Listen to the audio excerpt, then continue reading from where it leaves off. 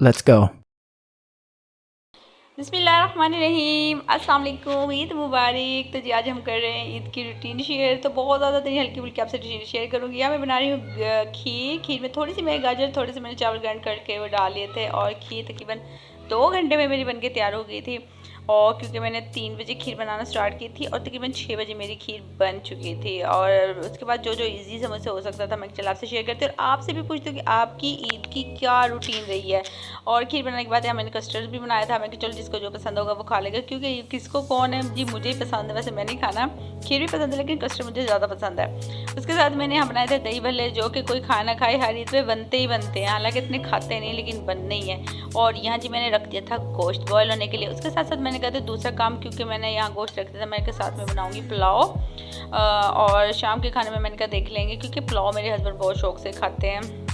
उसे बहुत शौक है मतलब पुलाव का ना, इतना मतलब वो, और हालांकि इतना खाते नहीं, कभी कभी खाते हैं, मतलब बहुत ज़्यादा नहीं, लेकिन 2-3 माह में बस उसने पुलाव खानी होती है। तो बस मैं उसे कह रही थी कि नहीं, मेरा जो ख्याल था कि मैं खाना बना लूँ, तो वो कहते नहीं मुझे ना रोटी सालन ना बनाओ, मुझे पुलाव बनाओ। तो बस सिंपल मैं झटपट पुलाव बनाई थी, बहुत मज़े की बनी थी। इसकी रेसिपी मैंने आपसे शेयर की हुई है, लाजमी देखिएगा। और बस आपसे मैंने कहा ईजीली जो मुझसे शेयर हो सकता है मैं आपसे रूटीन शेयर करूँ, आपसे भी करूँ कि आपकी क्या रूटीन रही है। मेरी तो बहुत ज़्यादा मसरूफ़ होती है, लेकिन इस दफ़ा ज़्यादा ही मसरूफ़ थी, बहुत ज़्यादा काम था, टाइम ही नहीं मिला। मैंने जो इस दफ़ा ईद पे गेस किया ना, जो लेडीज़ का होता है, मेरे ख्याल से जो लेडीज़ को सबसे पहले उठ के तैयार होना चाहिए, बाकी काम बाद में करने चाहिए। क्योंकि ऐसे होता है कि जब हम काम में बिज़ी हो जाती हैं और पूरे फैमिली वाले नमाज़ पढ़ के आ जाते हैं, और जी फिर हमारी इतनी वो रूटीन होती है कि हमें टाइम ही नहीं मिलता तैयार होने को ना, वो फिर अच्छा नहीं लगता। तो ऐसे ही मेरे साथ हुआ था, हम काम में बिजी थी, जल्दी जल्दी करने के बावजूद भी नमाज़ कभी पढ़ के आ चुके थे, और या मैं तैयार नहीं हुई थी, तो बिल्कुल भी अच्छा नहीं लग रहा था।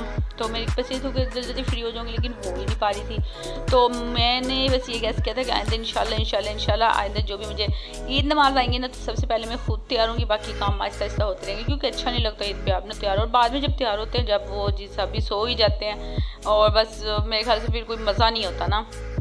तो सबसे पहले पहले ख़वातीन खुद तैयार हों, तो बाकी काम तो खैर चलते रहते हैं। तो बस ये था जल्दी जल्दी काम कर लूँ, खाना खिला दूँ, और उसके बाद जी तैयार होंगी। तो बस तकरीबन ना सुबह 3 बजे रात को मैं 1 घंटा सोई थी, क्योंकि तकरीबन सिलोन से मैं काफ़ी लेट फ्री हुई थी। उसके बाद फिर मैंने कहा सुबह टाइम नहीं मिलता, खीर में आपको पता कितना टाइम लगता है ना। और फिर मेरी खीर मतलब वगैरह बना के इस टाइम ईद नमाज़ पढ़ के आ चुके थे। 7 बजे हमारी ईद नमाज़ हुई थी, और तकरीबन यहाँ 9 बजे का टाइम था। बस बना रही थी जल्दी जल्दी खाना, उसके बाद घर की सफाई थी, फिर जी एंड पे मैंने खुद ने तैयार होना था, और मैं फुल, मुझे नींद आ रही थी, थकी हुई थी, बस मुझे ये था कि मैं ना 1 घंटा सो जाऊँ बस किसी तरह ना। फिर उसके बाद फ्रेश हो जाएँ, क्योंकि शाम में मेहमान आ जाने थे। और उसके अलावा ये भी होता है कि पिछली जो ईद पे होती है, छोटी ईद पे होता है कि शाम में अम्मी की तरफ चले जाते हैं ना, लेकिन इस दफ़ा नहीं जा रही थी, क्योंकि मेरा इरादा था सुबह जाने का, शाम में मेरी नंदे वगैरह आ रही थी, तो मैंने कहा अच्छा नहीं लगता वो आ रही और आप चले जाओ, फिर बिल्कुल भी नहीं। तो मेरा बस ये था कि इंशाल्लाह मैं सुबह हो जाऊँगी।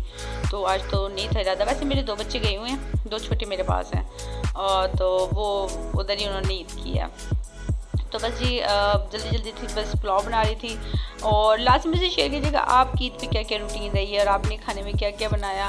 और सबसे मुझे ये भी कमेंट्स करके बताइएगा कि आप मेरी वीडियो कहाँ कहाँ से वॉच कर रहे हैं, जहाँ से कर रहे हो, तो मुझे ईद मुबारक का लाजमी जवाब देना, आपने मुझे कमेंट्स में ईद मुबारक करना है। और जी बिल्कुल बस ठीक है, अब इतनी पता नहीं पूरे रमज़ान के बाद ये जो ईद आती है ना, इस पे इतने वो पूरे रमज़ान की कैसे निकल जाती है, इतना वो रूटीन, बस जल्दी जल्दी 2-3 हो ना घर में, मतलब बहुत भी जल्दी जल्दी मैनेज हो जाता है, लेकिन अकेले इंसान आपको पता है फिर सारा कुछ अकेला ही मैनेज करना पड़ता है। तो बस, और इस दफ़ा ईद तकरीबन तकरीबन मुझे 2 लोगों से ईद मिली है।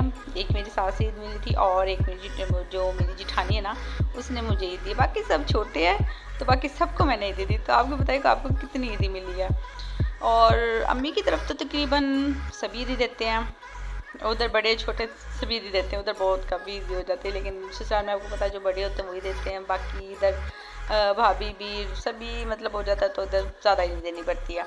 अच्छा, किचन से भी फ्री मैंने सफाई करने के बाद घर की माशाल्लाह से सफाई हो गई थी। और यहाँ मेरी ये देखिए ईद की लुक, ये मैंने ड्रेस डाला था ईद में बिल्कुल सिंपल, और यहाँ बिल्कुल फ्रेश हो गई थी। बस यहाँ था इरादा सोने का, तो मैंने कहा बिल्कुल फ्रेश होकर आपसे शेयर करके फिर तकरीबन 1-2 घंटे के लिए सोती हूँ, उसके बाद हो जाऊँगी फ्रेश। तो माशाल्लाह से तकरीबन शाम में ना बोर भी हो रही थी और मेरे हस्बैंड जा रहे थे खेतों की तरफ, तो मैंने कहा मुझे भी ले चले तो थोड़ा सा माइंड फ्रेश हो जाएगा। और माशाल्लाह से यकीन माने इतना अच्छा लगा। यहाँ के गुलाब के फूल लगे हुए थे, मैंने पहले गुलाब के फूल तोड़े और देखिए कितनी प्यारी गंदम तकरीबन 15-20 दिन में माशाल्लाह से बन के बिल्कुल तैयार हो जाएगी।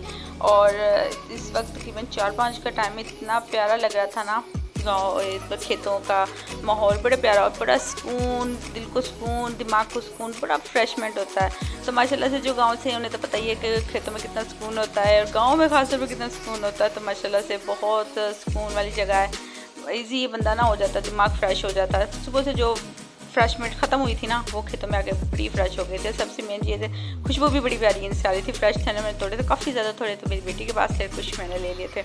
तो बस ये थी मेरी छोटी सी रूटीन आज की, और शाम की तो भी बस थी। मैंने कहा चलो आपसे शेयर करती, आप भी मुझे लाजमी शेयर कीजिएगा और मुझे लाजमी कमेंट्स करके बताइए कि क्या आपकी रूटीन है। तो इंशाल्लाह मिलते हैं अगले व्लॉग में। अपने प्यारों के साथ ईद इंजॉय करें, ख्याल रखें, और जो नाराज़ हैं उनको उनसे बात कर लें, उनको ईद मुबारक करें।